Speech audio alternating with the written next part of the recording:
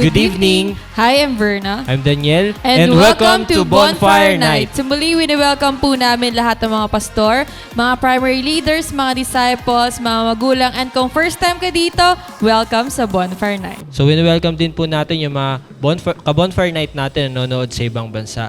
So sa ating pagpapatuloy, sama-sama po nating panoorin ang Bonfire Things to Remember.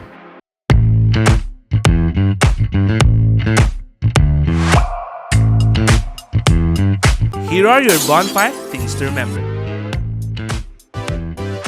Bring your notebook, Bible, and ballpen. Open your heart to the message.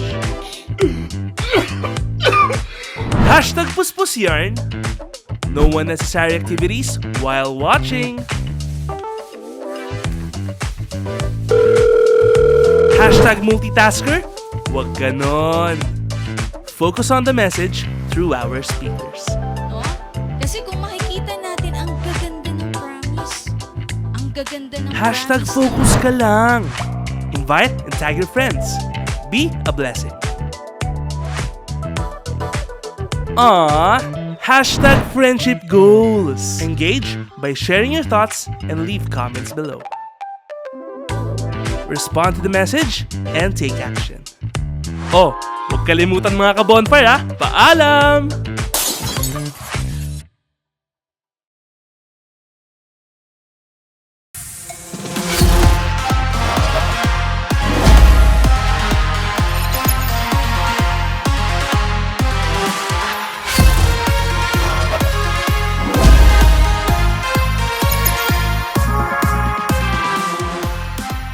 So praise God sa ating Bonfire Things to Remember. Sa tayo mga ka-bonfire, maging mindful po tayo habang ongoing yung ating gawain. Make sure natin na na-share na natin itong live sa ating mga timelines, na-mention na natin yung mga invites natin, yung mga cell members natin, yung mga disciples natin. Make sure natin na hindi lang sila nanonood, kundi sila ay active na nag-engage sa ating comment section.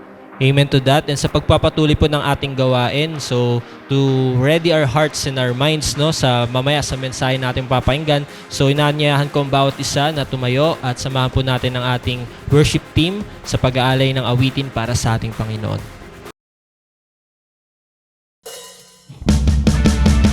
Oh, your promises won't let go of me. All your promises won't let go of me.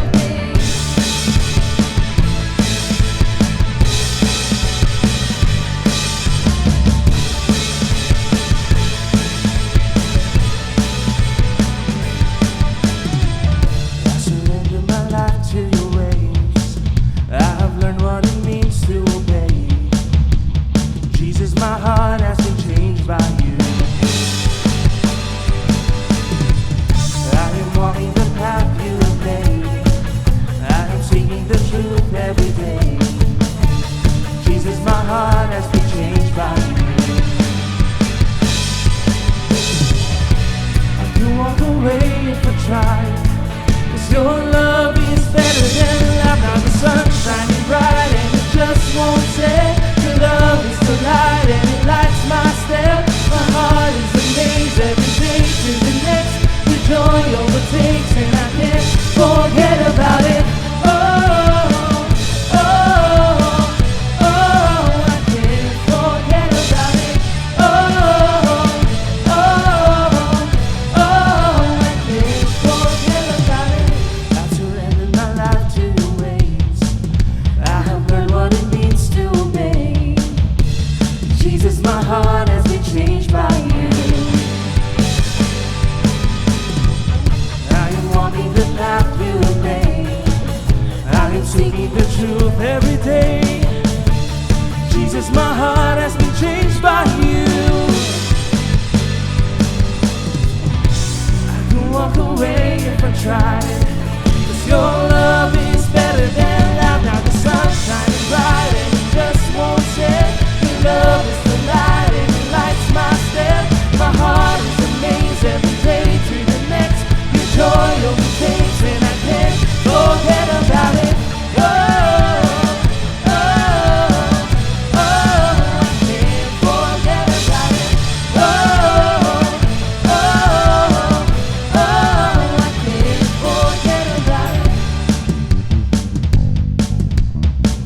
Lord. Thank you for your promises. Let's declare tonight. Come on. Sing all your promises, won't let go of me. All your promises won't let go of me. Sing all your promises, won't let go of me. All your promises won't let go of me. Sing all your promises, won't let go of me. All your promises won't let go of me. Sing all your promises, won't let go of me. All your promises won't let go of me. Sing all your promises, won't let go of me. All your promises won't let go of me. Sing all your promises, won't let go of me. All your promises won't let go of me. Sing all your promises, won't let go of me.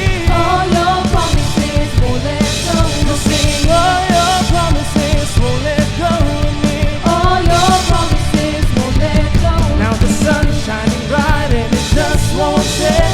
Your love is the light and your light's my step. My heart is amazed every day to the next. Your joy overtakes and I can't forget about it. Oh, oh, oh, I can't forget about it. Oh, oh, oh, I can't forget. Singing all your promises won't let go of me. All your promises won't let go of me. Singing all your promises won't let go of me. All your promises won't let go of me. Singing all your promises won't let go of me. All your promises won't let go of me. Singing all your promises won't let go of me. All your promises won't let go of me. Thank you, God. Thank you, Jesus.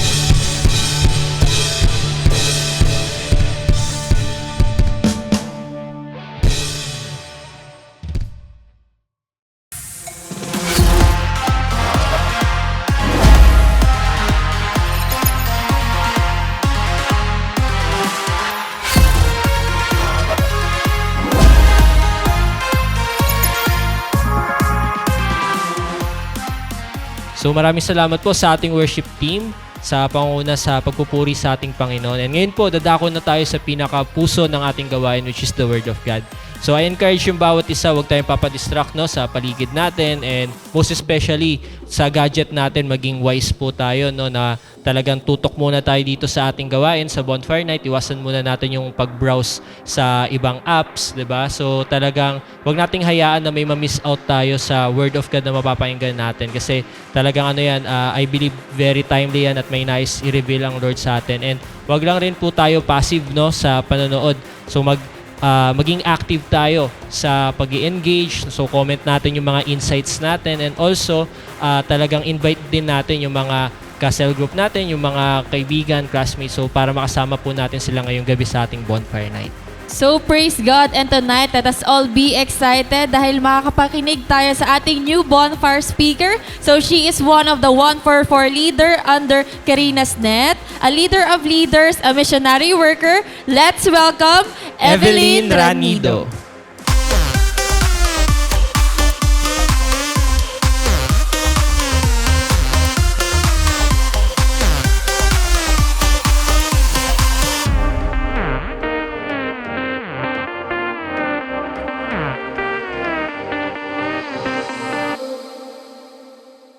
Good evening, everyone. Maraming salamat o pasasalamat sa ating Panginoon na one of the privilege na makapag-share ako ng Word of God. And salamat din po kay Pastor Rami Henares and Ate Del Henares sa opportunity.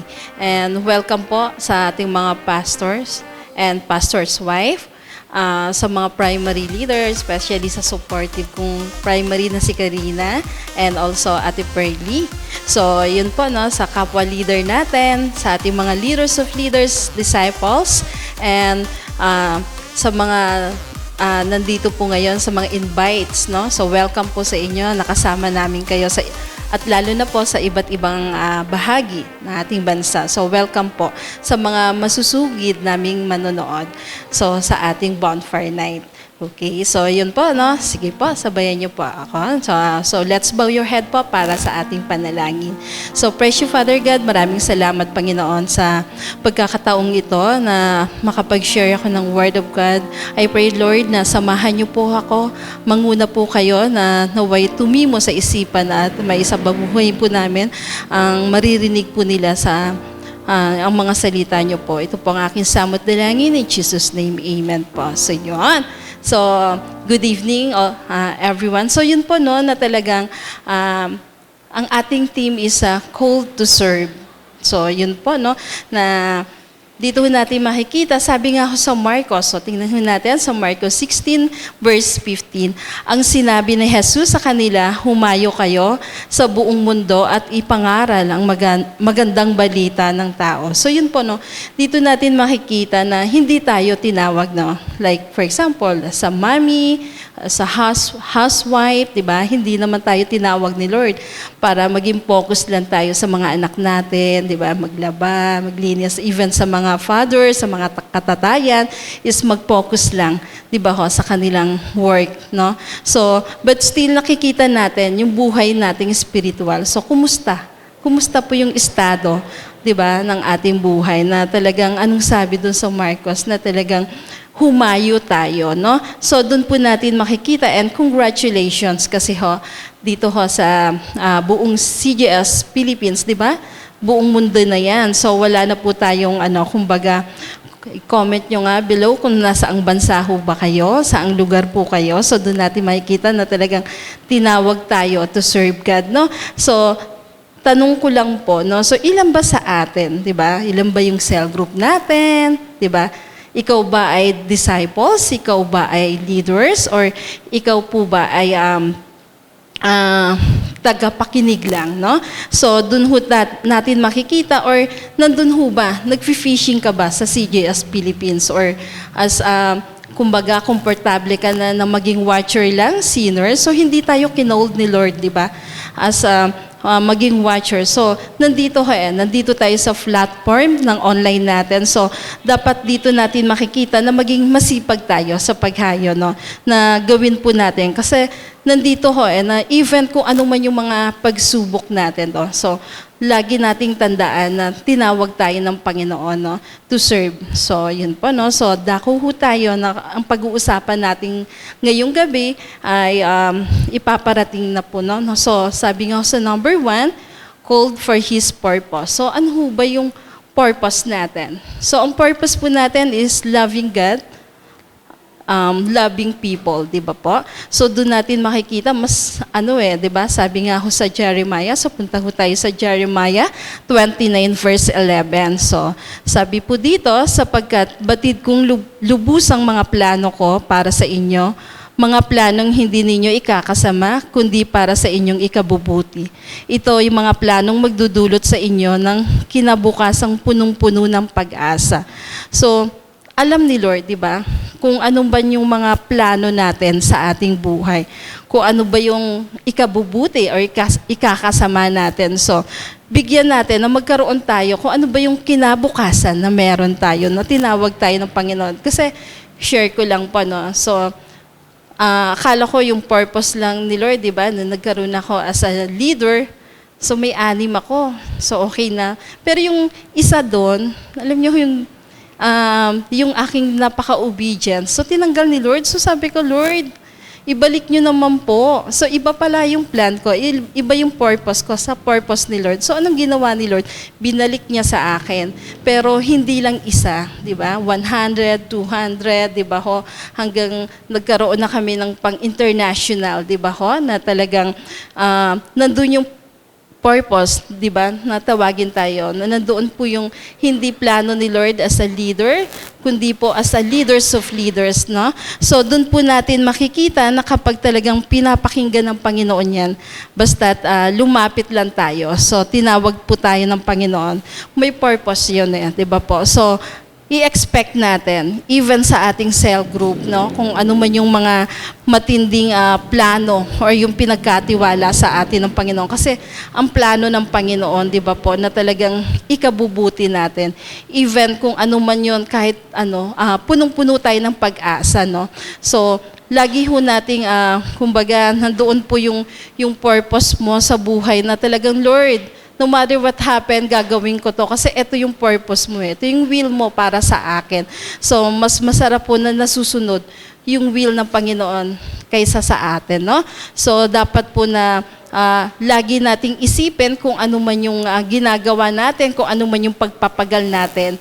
May kalakip na pagpapala. Even na akala mo, Lord, ba't ganito? Ba't ganito yung buhay ko? Or sometimes, ina-allowed ni Lord yan kasi may purpose siya. May purpose siya kung bakit sometimes bakit nawala na yung cell group ko. Maraming nag-left kasi we need to check yourself, no? Even surrender, di ba po? Kailangan natin i-surrender yan na sometimes kinikip natin yan sa heart natin, no? So, yun po, no? So, dako po tayo for number 2. So, sabi ho sa number 2, call to response. So, yun po, no, sa Jonas, matatagpuan po sa Jonas 1, verse 2, and 1, verse 17. So sabi po sa 1, verse 2, pumunta ka sa Nineveh na isang malaking lunsod at sabihin mo sa mga taga roon, ay umabot na ang aking kaalaman na ang kanilang kasalanan. So sa 17 po, ang utos ni Yahweh, nilamon si Jonas ng isang dambuhalang isda at siya'y nanatili sa 3 araw at 3 gabi sa tiyan nito. So yun po, no? So mahirap na tumanggi tayo. Gawin natin kung ano man yung mga proseso.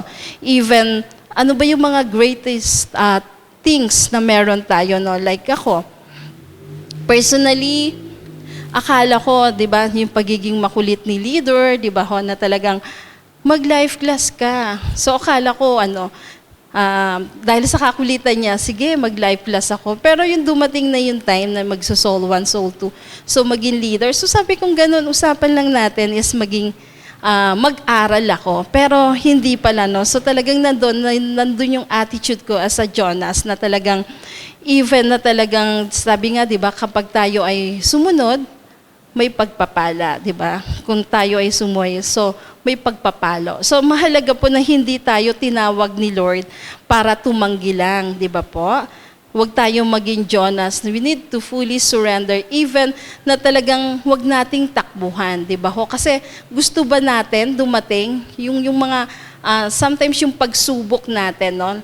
Kasi di ba ho, na talagang mapapansin natin sa verse 117 na talagang inallowed ni Lord na talagang kainin siya ng dambuhalang isda, which is sa panahon natin ngayon is yung mga pagsubok. Mapapansin natin yung pagsubok natin, barako lang yan pero si Lord, dagat po yun, di ba ho? So kaya dapat manatili tayo, di ba, na maging tapat po tayo, even na kapag no matter na kahit ano man yang pagtanggi mo, di ba, umiwas ka man, pero pag si Lord na po ang gumawa ng paraan. So, kailangan natin to respond, di ba po, na talagang wag nating hayaan kung ano man yung mga character na meron tayo, di ba ho, na mapapansin natin na paulit-ulit, pero isipin po natin, di ba, yung breakdown is may breakthrough po tayo.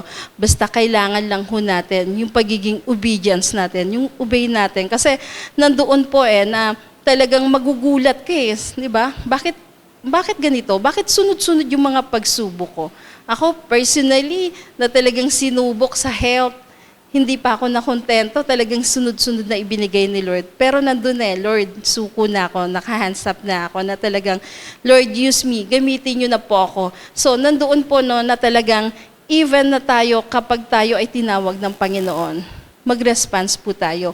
Huwag natin i-ignore. Sometimes kasi ini-ignore natin, sometimes marami tayong mga dahilan, di ba? Especially kung mami ka, may maliit ako, may work ako, di ba? Ang dami nating alibay. But still nakakatakot yon yung mga alibay natin, di ba? Yung mga excuses natin. So, hindi natin kailangan yan, yung mga excuse, no? So, yun po, no? So, dako po tayo for number 3. So, sabi ko sa number 3, call to serve God with all your heart. Yun. So, sabi ko sa Marcos 12, verse 30 to 31. So, 30 po, ibigin mo ang Panginoon mong Diyos ng buong puso mo, ng buong kaluluwa. Ito naman ang pangalawa, ibigin mo ang iyong kapwa, gaya ng pag-ibig mo sa iyong sarili.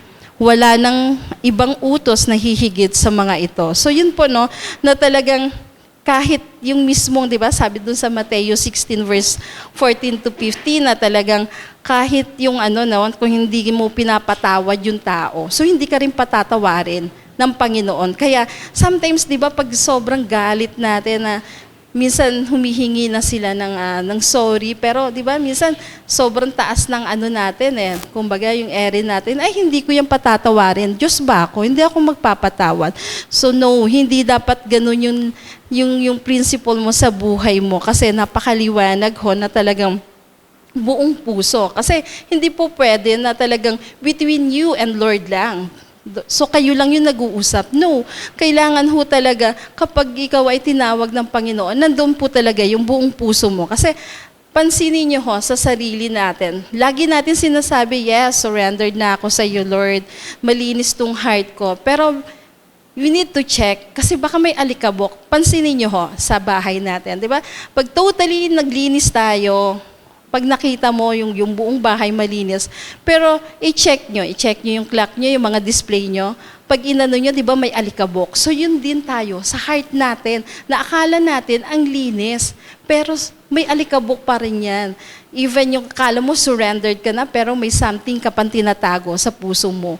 Nandun pa rin yung galit mo, hinanakit, di ba po? So, dapat nandoon na talagang pusuan mo kasi may purpose May purpose ang Panginoon. We need to respond. Dapat manatili tayo na yung puso natin, no? Even tayo mismo, talagang nandoon pinupusuan natin. Kaya magugulat ka bakit ka nagiging multiplier? Kung dati is ang mo lang sa sarili mo is, Lord, use me, gawin mo lang po ako na maging fruitful. Pero hindi lang yung binibigay ng Panginoon, which is talagang imumultiply ka ng Panginoon kasi kitang-kita di ba po?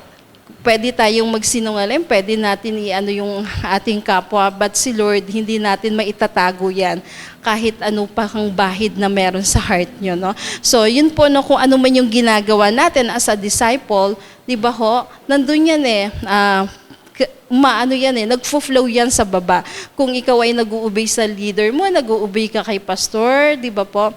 So same din, mag-uubay yun. Pero kung ikaw po ay, di ba po, nagdi-disobey, ang dami mong reklamo, hindi ka focus. Kasi tinitingnan mo tao di ba? Si pastor yung piniplease mo, di ba po? Yung leader mo piniplease mo. So pag nagkaroon ng, nakita mo na may hindi magandang ginawa, di ba para manghihina ka, magle-left ka na, kasi sa tao ka Pero kung kay Lord ka nakafocus, wala kang takot na even kahit ano man yung sabihin sa'yo, even si leader, kinokorek ka, wag mo tong gawin, kasi mahal ka ni leader. So yun ang lagi nating isipin. Kasi nandun sometimes kasi madaling sabihin na, di ba, how to show your love, di ba? Usually, to speak lang ng I love you, pero iba yung kinokorek ka. Kasi nandoon yung pagmamahal talaga. Kasi pag na positive way na sige, parang inaayunan ka lang. So useless yun kasi hindi talaga yun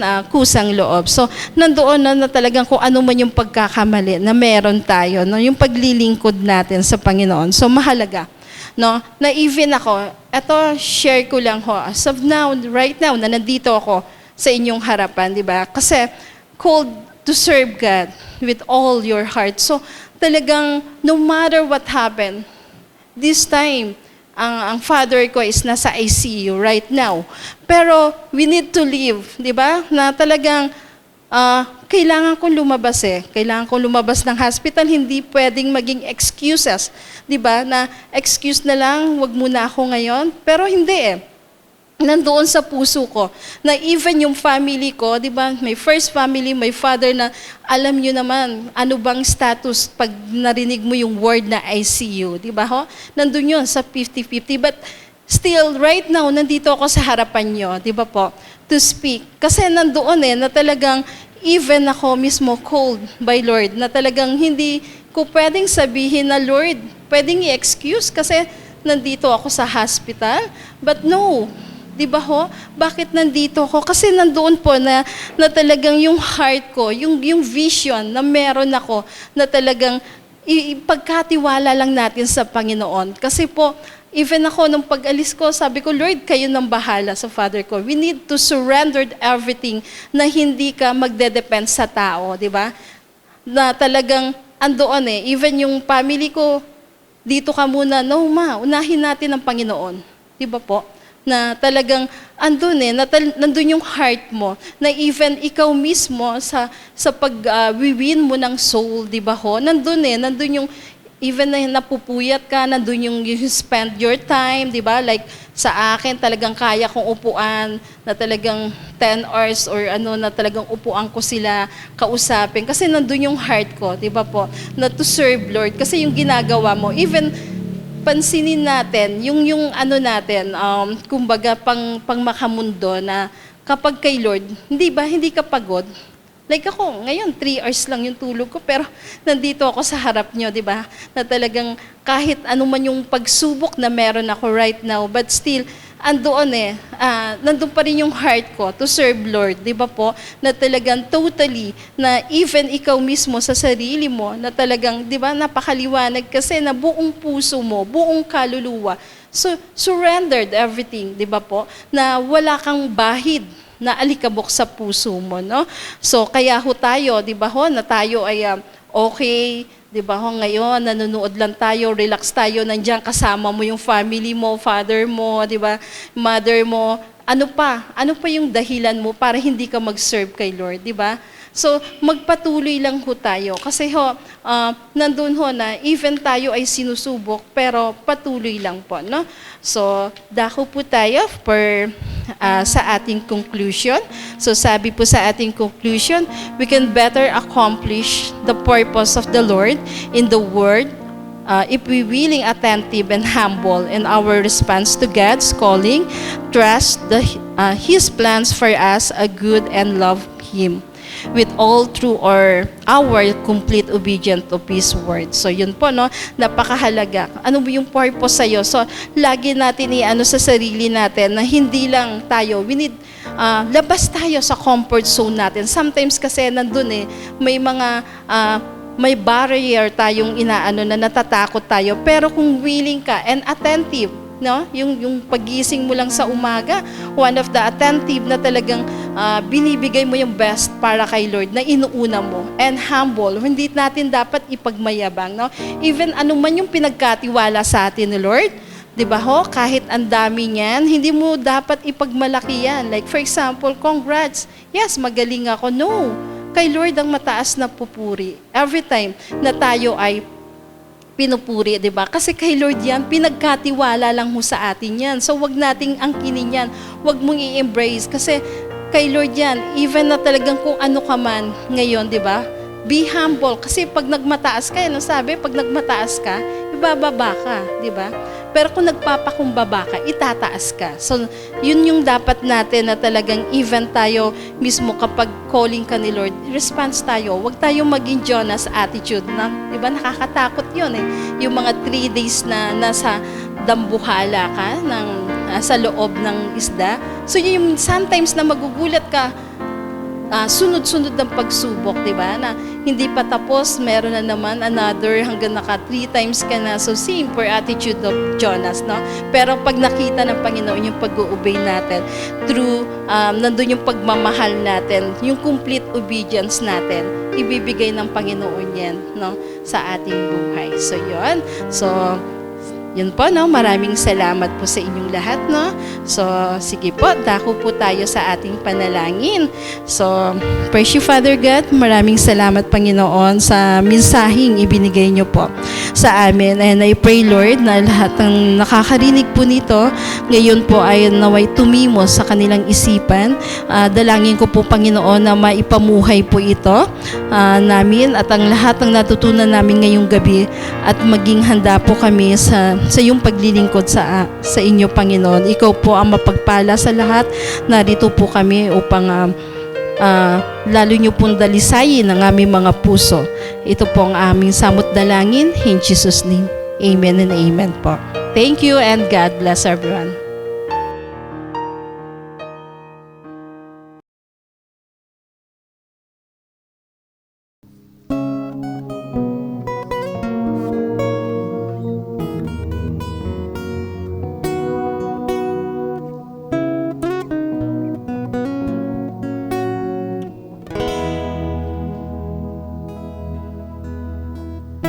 We pray for blessings, we pray for peace, comfort for family, protection while we sleep.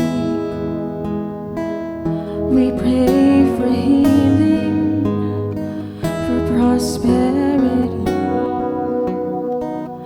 We pray for your mighty hand to ease our suffering.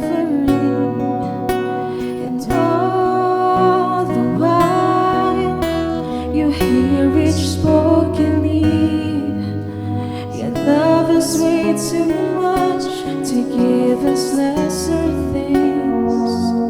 'Cause what if your blessings come through raindrops? What if your healing comes through tears? What if 1,000 sleepless nights are what it takes to know you're near? What if trials of this life are your mercies in disguise?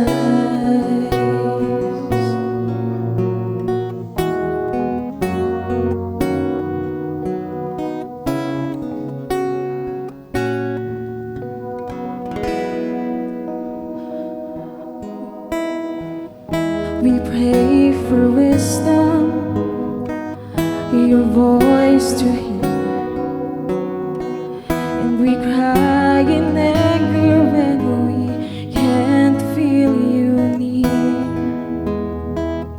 We doubt your goodness, we doubt your love, as if every promise from your word is not enough. And all the while you hear each desperate plea, and long that we have faith to believe. 'Cause what if your blessings come through raindrops? What if your healing comes through tears? What if 1,000 sleepless nights are what it takes to know you're near? What if trials of this life are your mercies in disguise?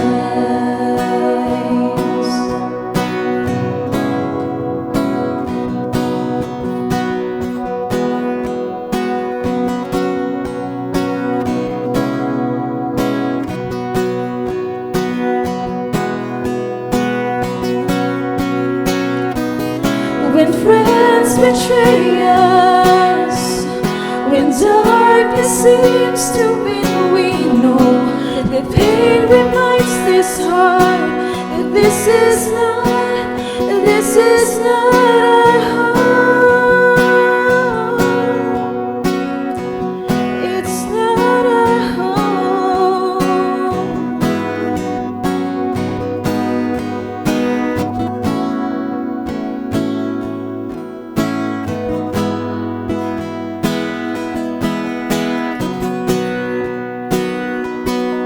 'Cause what if your blessings come through raindrops?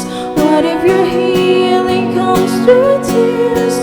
What if 1,000 sleepless nights are what it takes to know you're near?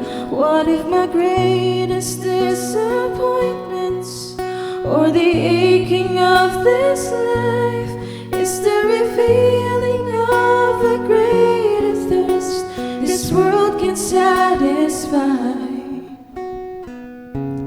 What if trials of this life, the rain, the storms, the hardest nights, are your mercies in disguise?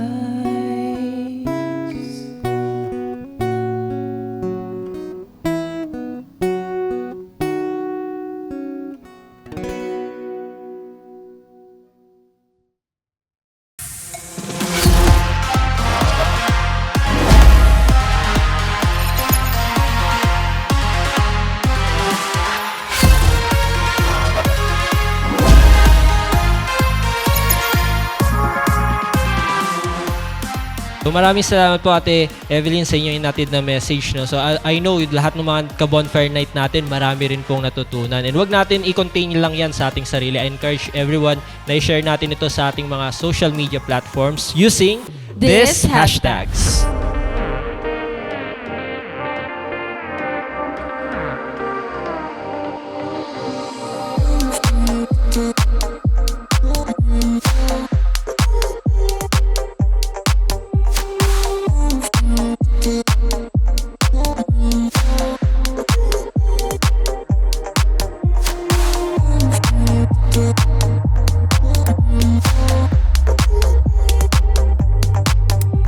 So praise God and salamat po sa lahat na nakasama namin tonight dito sa ating bonfire. So salamat po sa ating mga pastors, yung mga masipag nating primary leaders na nagmo-mobilize before Friday, sa ating mga cell leaders, yung mga disciples, and kung invite ka dito, so we pray and hope na kayo po ay ma-involve sa ating mga online cell group. So sa mga cell leaders dyan, kapag may nakita po tayo mga bagong nagko-comment, wag natin hayaan na palagpasin yung opportunity na invite sila sa ating mga online cell group. So continually, we encourage everybody na patuloy niyo pong suportahan ng ating CGS Philippines Facebook page, ang ating CGS Philippines Bonfire Facebook page, yung ating YouTube channel, yung ating TikTok and Instagram. Itong mga social media accounts natin, let us make sure na minamaximize natin ito all for God's glory.